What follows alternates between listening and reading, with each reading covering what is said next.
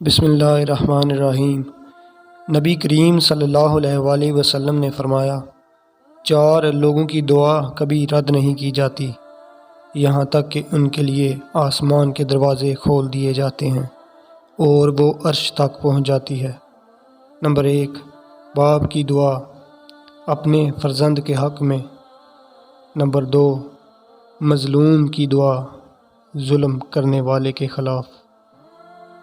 Number 3، عمرہ کرنے والے کی دعا واپس آنے تک۔